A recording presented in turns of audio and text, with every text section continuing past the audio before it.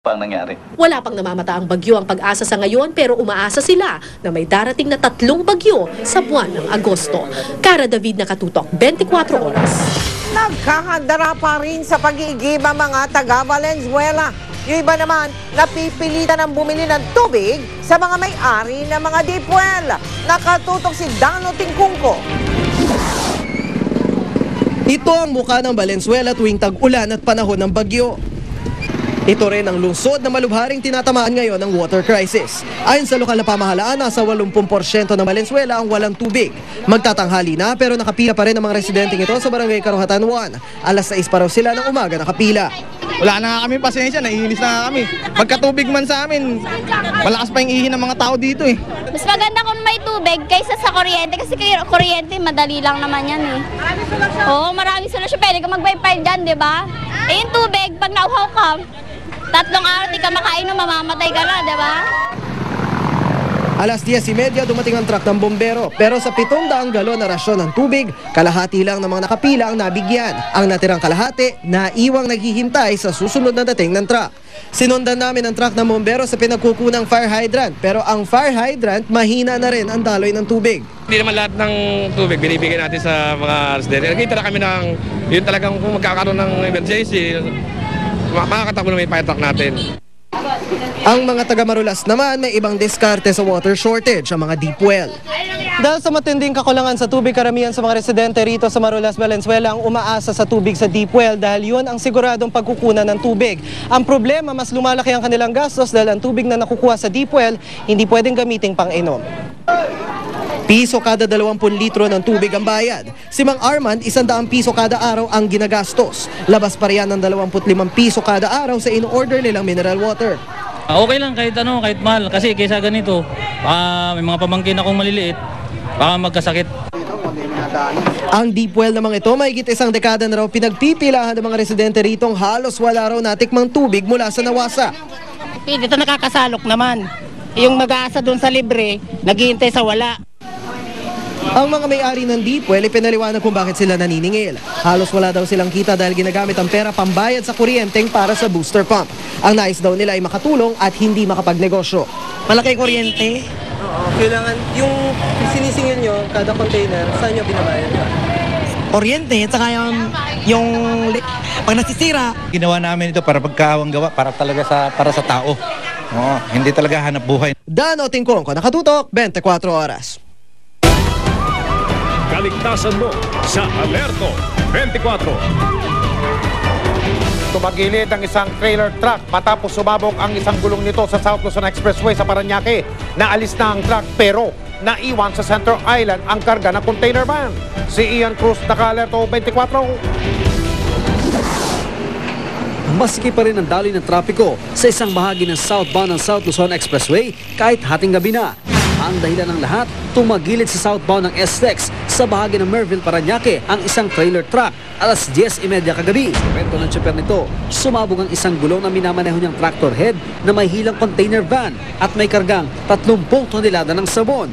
Dahil di na balanse, tumagilid ang trailer na patungo sana ng FTI sa Taguig. Kasi po yung sumabog yung gulong. Pag sabog ng gulong, di ako tatabi. Pag tabi ko ng ganon, yun, umiikis na ako tapos sabay tao. Maswerteng wala naman napahamak sa nangyaring aksidente. Para maihiwalay ang trailer mula sa container van, inasetelin ang lock nito.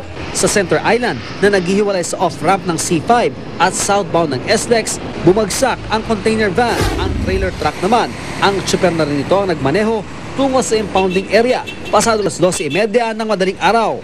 Ayon sa mga responding Skyway Patrol na nangangasiwa sa SLEX, kailangan daw ng crane para may alis ang container van sa SLEX. Yung crane para dyan sa mag-aangat niyan at ililipat din sa panibagong vehicle na darating na rescue. Ian Cruz, Naka-Alerto 24. Sa ibang paksa sa balita, nagsalita na si dating PAGCOR Chairman Efraim Genuino tungkol sa kinekwestyong 21 million peso check na pambayad daw sa mga hamburger at mga chicken meal na in-order ng PAGCOR noon. Ang paliwanag ni Genuino, wala naman daw po illegal doon eh. Nakatutok si Mark Salazar. Natutumbok na si dating PAGCOR Chairman Efraim Genuino sa isyu ng 21 million peso burger at chicken meal na ipinakain raw ng PAGCOR sa mga pulis mula Enero hanggang Hunyo. Ayon sa pag-iimbestiga ng bagong PAGCOR, inabunuhan umano ni Genuino ang 21 million pesos na tila babawiin sa checking inilabas ng PAGCOR noong June 28 at ipapa-encash na sana kung hindi napigilan. Ang issue kasi dito, napakalaki ng halaga na 21 million para abonohan ng isang tao kung yun man ang katotohanan ng istorya, no? Pero ayon kay Genuino, inutang ng PAGCOR sa mga fast food chain ng pagkain at babayaran na nga raw sana nung inilabas na ang cheque ng PAGCOR. Pinatunayan na rin daw ng certification ni NCRPO Chief Roberto Rosales na natanggap ng mga pulis ang pagkain ng PAGCOR. Installment. Kung minsan kasi, halimbawa, naka-accumulate kami ng 2 million, 3 million, 5 million, or 6 million, saka pa lang kami magbabayad. Standard ng presyo niya, walang overprice yan. Kine-question din ng bagong PAGCOR ang huli ng nakuhang certification mula kay General Rosales. By the time na in-issue nung June 28 yung cheque, tapos na lahat yung dokumentasyon na yan, for signature na lang at for payment yung cheque.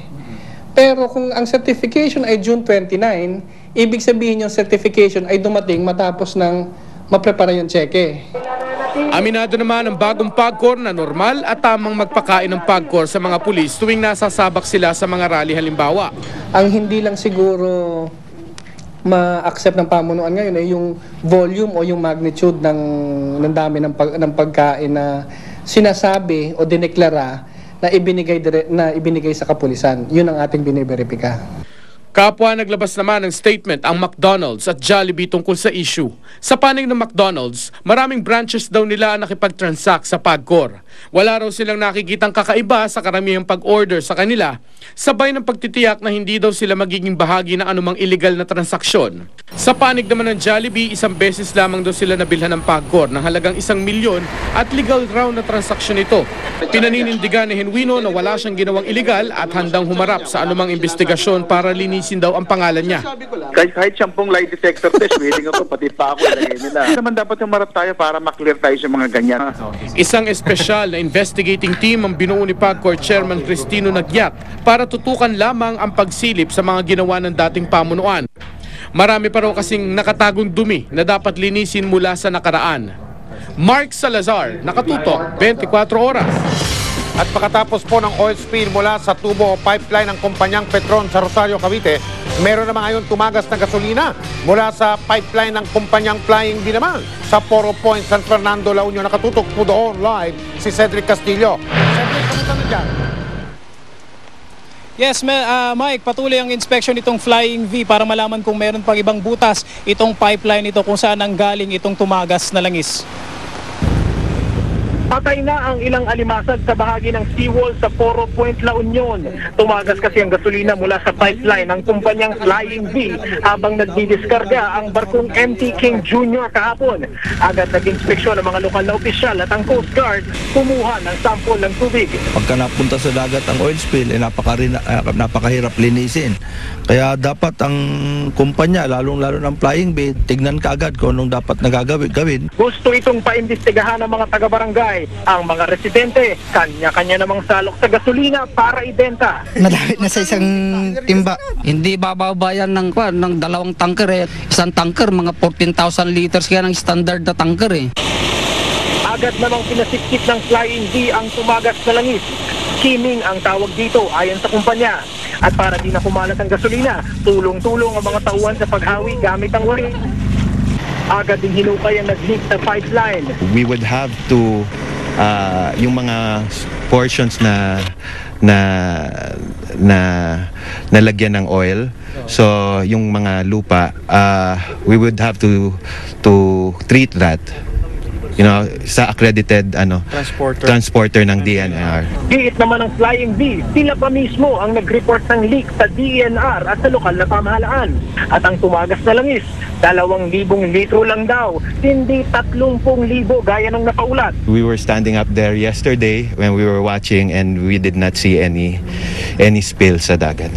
Sabi ng Coast Guard, mabuti at nasipsip agad ang langis at naharang ito ng seawall. Malaking tulong talaga yung seawall kung nakikita natin dito masyado mataas, then that really help kung paano siya hindi lumabas.